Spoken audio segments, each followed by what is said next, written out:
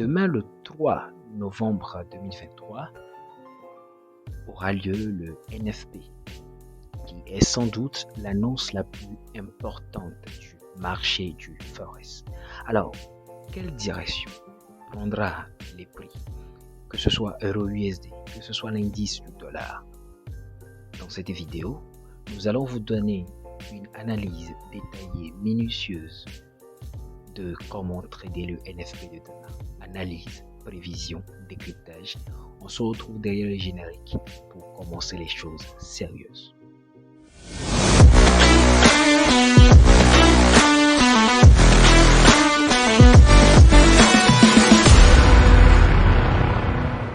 Bonjour chers amis, j'espère que vous allez bien. Kwame Forest, bienvenue sur ma chaîne, où aujourd'hui nous allons parler du NFP de demain.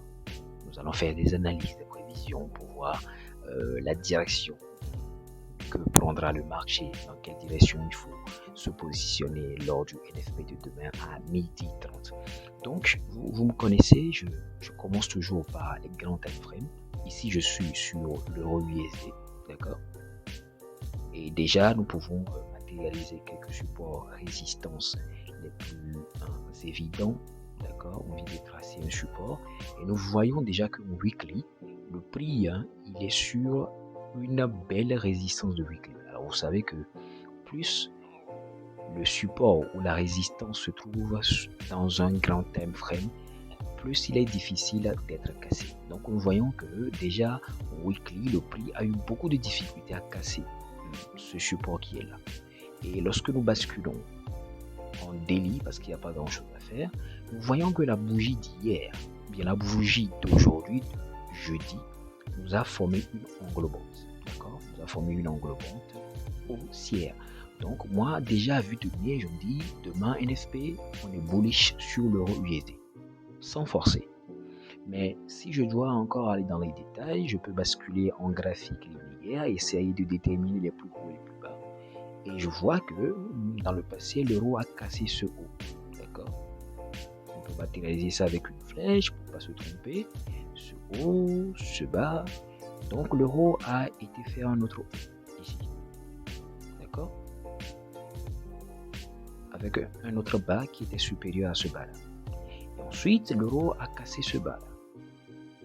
Donc déjà, selon la théorie de dos, l'euro est en train de faire des hauts de plus en plus hauts dans les grands time frames comme le weekly. Et déjà, lorsque vous voyez en graphique linéaire, vous verrez qu'ici, l'euro nous a donné un semblant de double bottom. D'accord? Double bottom ici. D'accord?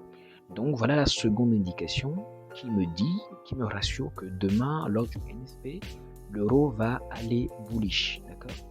Donc là, je descends H4 pour déterminer certaines zones. Je vois que ici il y a un bloc de contrat. D'accord? Et je vois que ici il y a un gap aussi. Ce sont des zones qu'il ne faut pas oublier. Il y a un gap ici. D'accord? Sur lequel le prix peut volontiers venir rebondir, prendre du momentum. D'accord? Donc voilà, le prix peut faire comme ça et repartir à la hausse. D'accord? Mais là, bien entendu, je suis que en H4.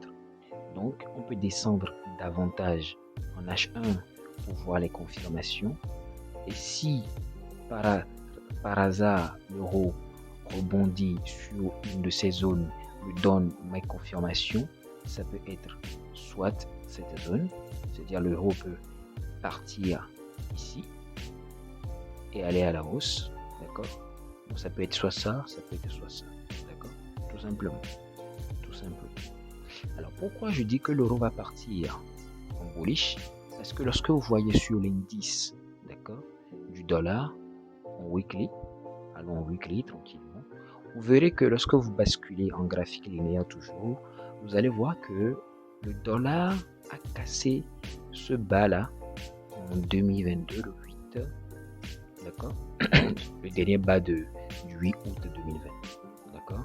Et étant donné que le dollar est revenu sur cette résistance slash bloc de contrat et ne l'a pas cassé, je suis sûr que le même scénario qui s'est passé ici va se reproduire également ici. parce que l'indice du dollar a bien pénétré cette zone de bloc de contrat et est en train de travailler. Maintenant, lorsque vous basculez en graphique journalier, eh bien, vous voyez que contrairement à l'indice de l'euro, vous voyez que l'indice du dollar a cassé ce bas. D'accord? Donc, du coup, le dollar montre une incapacité de faire des hauts de plus en plus hauts. D'accord? Autrement dit, le dollar n'arrive pas à casser cette résistance-là qui se trouve ici.